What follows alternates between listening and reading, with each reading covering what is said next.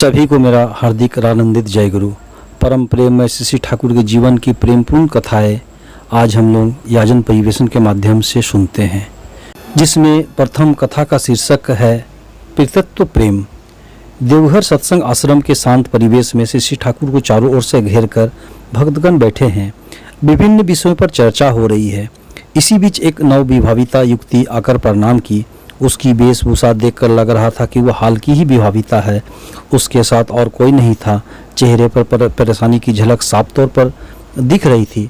प्रणाम करके बोली, ठाकुर, मैं ससुराल से झगड़ा करके चली आई हूँ। मैं पुनः लौटकर वहाँ जाना नहीं चाहती हूँ।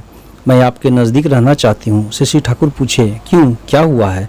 युवती बोली, उन लोगों के साथ मैं नहीं रह सकती हूँ। उन लोगों का व्यवहार बहुत खराब है। श्री ठाकुर, ठीक है, तुम अभी यहीं रहो। यह बात सुनकर युवती के चेहरे पर खुशी की लहर दौड़ पड़ी। दूसरे दिन वह युवती श्री ठाकुर के पास आकर बोली, ठाकुर, मैं अब ससुराल नहीं जाऊंगी। यह विवाह मुझे स्वीकार करने की इच्छा नहीं हो रही है। मेरी इच्छा हो रही कि मैं अपनी चूड़ियाँ तोड़ दूं और सिंदूर पोंछ लूं। श्री ठाकुर ने कहा, तुमको यदि ऐसी इच्छा हो रही हो तो वैसा ही करो। आसपास के बैठे लोग श्री ठाकुर की बातें सुनकर अचंभित हो गए। सभी को लग रहा था कि हो सकता है इसमें उस युवती का भला हो। जो भी हो, वह युवती श्री ठाकुर के निर्देश अनुसार दोनों बेला आनंद बाजार में प्रसाद खाती थी और जितना समय मिलता था श्री ठाकुर के पास में आकर बैठी रहती थी। कुछ दिनों बाद युवती के माता पिता आश्रम पहुँचे। बहुत खोजबीन करने के बाद जब पता चला कि बेटी देवघर आश्रम चली आई है तो वे लोग भी थोड़ा निश्चिंत हुए थे।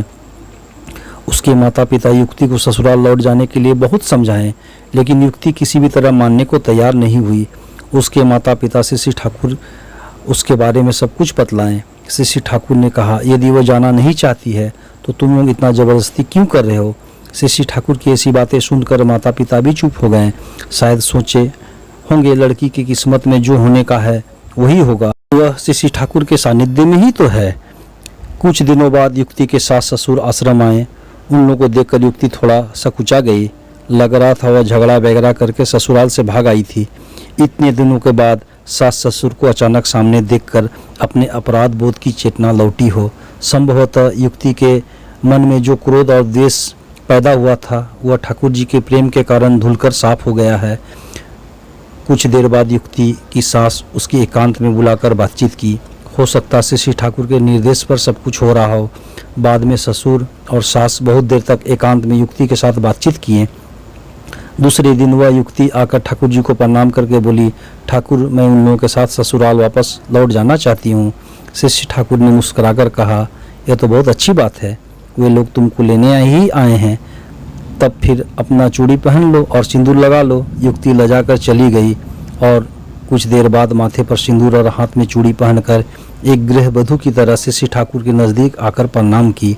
कुछ भक्तगण श्री ठाकुर के इस अद्भुत लीला का तात्पर्य जानना चाहें। श्री ठाकुर सीधे तौर पर कुछ न कहकर उस युवती की जन्मपत्री देखने बोले। श्री ठाकुर के निर्देश पर उसकी जन्मपत्री उसके माता पिता रख कर गए थे।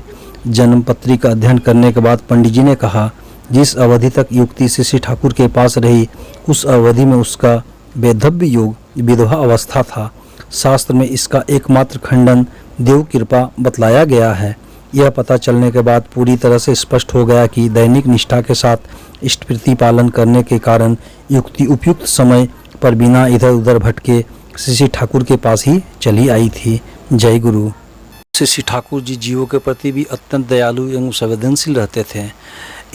इसी कड़ी में एक और घटना का उल्लेख करना यहाँ पर उचित जान समझ रहा हूँ, जिसका शीर्षक है मर्मांतिक घटना। श्री ठाकुर बंगला के बरामदे पर रखे एक चौकी पर बैठे हैं। वे विभिन्न विषयों पर वाणी दे रहे हैं। अचानक घर के बाहर बैर के पेड़ पर नज़र पड़ते ही वाणी देना बंद करके सामने बैठी महिलाओं से बोले, देखो तो पेड़ पर पक्षियों झगड़ा कर रही है, सबको वहाँ से उड़ा दो। उक्त महिला बरामदे में जाकर हट हट करते हुए ताली बजाकर मैनाओं को उड़ाकर तुरंत लौट आई और ठाकुर से बोली, झगड़ा की कोई बात नहीं है, वे सब आपस में सिर्फ किचिर-मिचिर कर रहे हैं। श्री ठाकुर पुनः वाणी देना शुरू किए। थोड़ी देर बाद सेवादी बनर्जी कमरे के अंदर आते ही ठाकुर बोले, ए सेवा, देखो तो लगता है मैना आपस में झगड़ा कर रही है, सबको भगा दो। सेवादी बाहर आकर देखी एक मैना को दो मैना मिलकर चोंच से ठोकर मार रही है। वे जल्दी ही दोनों मैना को भगाई। नज़दीक जाकर देखती है एक मैना मर चुकी है और उसके दोनों आँखें लहूलुहान हैं और आँखों की लेंस बाहर निकल चुकी है। सेवादी ये विभत्स दृश्य देखकर सिहर उठी। थोड़ी देर बाद अंदर आकर चुपचाप एक कोने में खड़ी हो गई। ठाकुर को यह विभत्स संवाद देने की हिम्मत नहीं जुटा पा रही थी। वाणी समाप्त होते ही श्री ठाकुर सेवादी से पूछे, सब मैना उड़ गई तो किसी को कुछ हुआ तो नहीं? सेवादी कुछ देर तक निरुत्तर खड़ी रही। बार बार पूछने के बाद पूरी घटना को बतलाई। सुनते ही श्री ठाकुर गंभीर हो गए। मुहूर्त में ही उसका चेहरा शोक से काला हो गया। वे कातर स्वर में बोलने लगे, हाय रे, मैं उसकी बातों पर क्यों विश्वास कर लिया? स्वयं जाकर उन सबों को भगा सकता था। हे दयाल, अब मैं क्या करूं?